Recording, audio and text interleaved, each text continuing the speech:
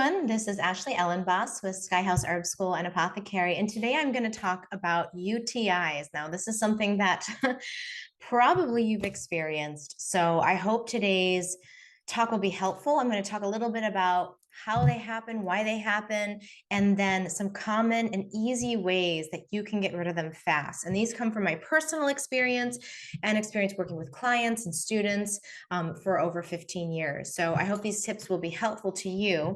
Let's get started. So what is a UTI? A UTI is a urinary tract infection that's typically caused by E. coli bacteria, which are gram positive. And what they do is they move up the urethra into the bladder and they start to replicate. And they create a very high acidic environment in the urine. And it causes a lot of inflammation and constriction. So I want you to be thinking about this. So for me as an herbalist and someone who's really interested in energetics, I think about what is the energy of this particular pathology? So for UTIs, it is heat and constriction. That's what it is. There's a lot of inflammation. There's, you can even think about the symptoms. There's burning, and then there's constriction, which is that urgency. So that burning and that urgency are some of the top symptoms that people experience. And often women, because women are more likely to have UTIs because of the distance between the urethra and the anus, because a lot of times that is how the E. coli is introduced into the environment. Now, what can we do?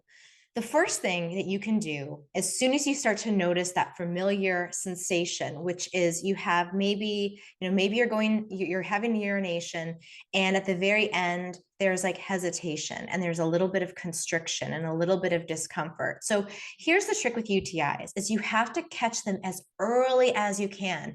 Don't put off any of these treatment strategies when you start to get that familiar feeling of a tingle, a little burn, or a little bit of that constriction after urinary flow. Because the longer you wait, the more they'll replicate. Trust me, the worse it's going to get and the harder it's going to be to get rid of them without traditional antibiotics. So at the first sign, increase your water like crazy. Now, also go to your local co-op or health food store and buy 100% cranberry juice. Now, this is not Ocean Spray. The brand that I typically see in most health food stores in the US is Knudsen's, Kneuddsens. You might be able to even find it at health food or at grocery stores where they have a juice section. So again, you just want to look on the label and make sure it's 100% cranberry juice. It can be from concentrate, it can be from fresh, but it should have no grape juice, no apple juice, and certainly no added sugar. And then what you can do is you can start to add maybe about a quarter cup of that cranberry juice concentrate into about 3 cups of water, and then drink that. And what that will do is that will start to change the pH of your whole system, and it will stop the replication of that bacteria in the bladder. So start that off right away if you can. The second thing to do, and this is actually true at any time, all of these are true at any time during your UTI experience, is to reduce or eliminate sugar, alcohol, and caffeine right away. Now, I know you're like, no, that's torture, but trust me, what you want to do is create the most alkaline environment in your interstitial fluid as possible. There was a study that was done in 2016, and this is interesting because we often think about wanting the urine to be more acidic to fight off bacteria. But what they found in particular for UTIs, especially when they looked at a broad population of people, they were trying to figure out, why are some people more susceptible to UTIs? It's like, how come this whole set of the population gets them recurringly and this other group doesn't? And so they did a bunch of studies, and what they found was that there is a compound called siderocalin, and this protein actually stops the E. coli and this replication of E. coli by blocking their ability to use iron in their replication. Now, Does that matter for us as people with UTIs? No. But what the research showed was that only in people that had a more neutral pH in their urine was they were the ones who were able to have higher levels of this protein in their urine to fight off UTIs. So what they found was that people who had urine that was has the same alkalinity as close to water were the ones who had the highest amount of this protein and the lowest occurrences of UTIs. So what does that tell you and I? Well, that tells us that we want to have a more neutral pH in our whole body. And that means, especially if you start to feel those symptoms, is you want to reduce anything that's going to make your body more acidic. Sugar, caffeine, and alcohol will all do that. So cut those out right away. And if you tend to have recurring UTIs, make a game plan, work on changing your diet and see if you can start to add in more alkaline foods like more fruits and vegetables, stir fries, salads, things like that. Okay, so now let's talk about the plants. So again, when we think about this pattern of heat and constriction, in herbal medicine, we want to then think about which herbs are going to provide the opposite in terms of a healing response.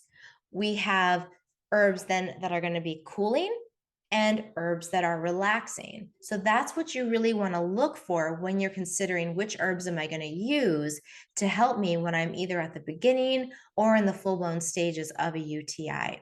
My favorite herbs to start with are marshmallow and couchgrass.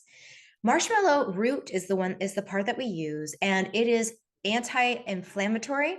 It is very soothing, and it's also antibiotic. So it's going to do a lot for you in terms of helping you reduce the symptoms, that burning, the aching, the constriction, and also reduce the bacterial load and help your body, so your body can help to fight it off. So try that. I'm going to mention a few things, and I don't think that you should use them all, just choose one, but you're going to have to choose a few of these together.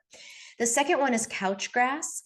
And this is a very soothing, cooling, anti-inflammatory herb as well. This is going to be the aerial parts or the grassy parts that you're going to use. And so that's a really nice one to add into a blend. It's a little harder to find than marshmallow root. So if you can't find it, leave that one out. And the last one is corn silk. Now, this is really interesting. I remember I was at the beach, and I got a call from one of my girlfriends, and she was actually on a beach vacation too with a big group of women. And one of them was having UTI symptoms, and she was in so much pain, and there were no doctor facilities or medical facilities nearby. And she was like, "Ashley, what do I do?" She's really uncomfortable. And I said, well, where you are, there's probably not going to be an herb store. So I want you to go to the grocery store, and this was in the summertime, buy a bunch of corn and get the corn silk off the corn and make a tea with it. And make it, use as much corn silk you can, use maybe like a gallon of water, right? Cook that on the stove and have her drink that, consistently throughout the day. And so she did. And I got a call a little while later, maybe like a day later, and she said that worked. It completely cleared her symptoms and the UTI went away. Now, this was because of a twofold effect. Number one, that anti-inflammatory and cooling and soothing effect of the corn silk. And number two, all of that gallon of water that she drank throughout the day. I also told her, have her cut out all sugar and all alcohol and all caffeine, grains, sweets, anything like that. Cut all of that out, carbs, cut them out just until you can get this under control. And it worked. So she didn't even need any other intervention. She didn't need any of the antibacterial herbs. She was able to just use water and corn silk. So that's why I'm saying this isn't that hard to treat once once you understand what it is you're trying to do. Now we'll talk about the antibacterial. The number one that I use and I've had consistently positive results with is uva ursi. This is also known as bearberry, Bearberry, or uva ursi. What is it? I forget the full Latin name, but uva ursi, I think it's like Arctostaphylos or something like that. So uva ursi is one of the hands down best antibacterials specifically for gram-positive bacteria. And that's why it makes this herb so specific for urinary tract infections, because that is the compound that causes the problems. So what you want to do then is buy dried uva ursi. This is not something you can find growing around the bush unless you live out in the West. It's a more arid growing plant. Go to you'll likely find this at your local herb shop. You might have to order it online and have it shipped, but you can buy them in capsules.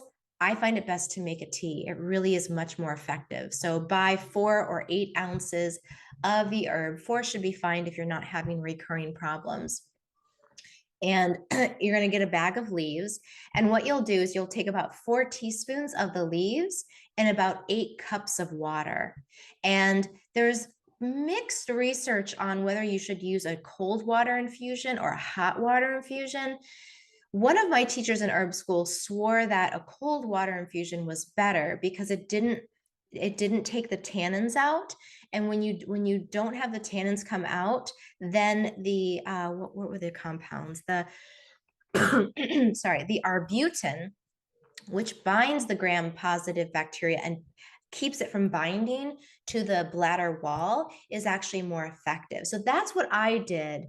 And that's what I recommend for my clients. That's worked very well. However, on the flip side, traditional use and a lot of other herbalists will have you do a short infusion.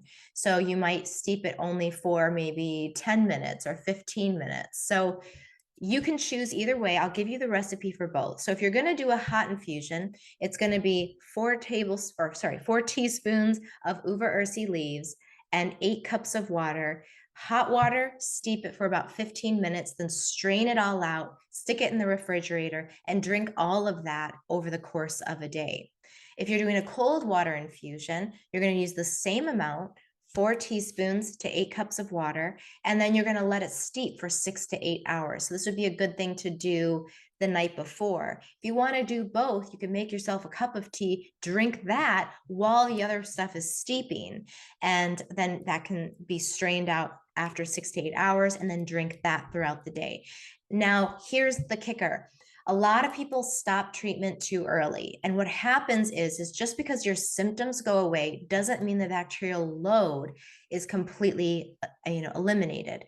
What you need to do is you need to continue to take the herbs for at least 2 days after, maybe 3 days if you want to be extra safe, after the symptoms subside. This is to make sure that the bacterial load goes all the way back down to 0. This means for those 2 to 3 days after symptoms subside, you still need to continue to eliminate sugar, increase water, and take all of those herbs. And then your likelihood of it reoccurring goes way, way down. So all in all, you'll probably be drinking and doing this diet only for 5 to 7 days. So in the scheme of your life, it's not that big of a deal. If you're on vacation, it might suck a little bit, but trust me, what you don't want to do is have such severe pain that you end up having to go into urgent care, an emergency room, and they'll put you on antibiotics. At that point, that's really all you can do to lower that load and to get things under control. Now, here's the good thing is that if you are taking antibiotics, which I'm not against when they're needed, a lot of times they're not needed in those early stages until it gets really, really bad and you are just doubled over in pain. So if you can catch it early, try this first. Now, if you're on antibiotics, you can do the symptom reducing strategy as well. So you can still do the marshmallow root, the couch grass, you can do the corn silk. All of those are going to help reduce the inflammation, reduce the bacterial load. All of those can help while you're taking the antibiotics.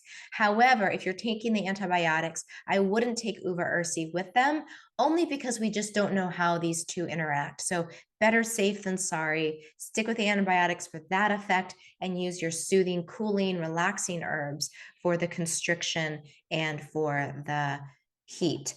Because here's the thing about when we have herbs that have mucilage in them that are cooling, that cooling response sends a signal via the vagus nerve to the brain that tells the whole nervous system to relax. So this is a kind of a hack if you have anxiety or any sort of tension constriction, is use things that are going to cool and soothe to send that signal. But in this case, we get that signal, we get that it's, sort of double action because we're using an herb that's going to do two things at the same time, which is excellent for UTIs. So that's what I have for you today. I hope this is helpful and that you can utilize these tools and these tips early on and save yourself from lots of headaches. And then, the downside of having to take antibiotics is that then you have to rebuild your whole gut flora. But if you can do this, then you can bypass that whole step. So thanks for watching. Please like this. Please subscribe if you haven't subscribed already. Share it with a friend, and I'll see you again next week. Bye.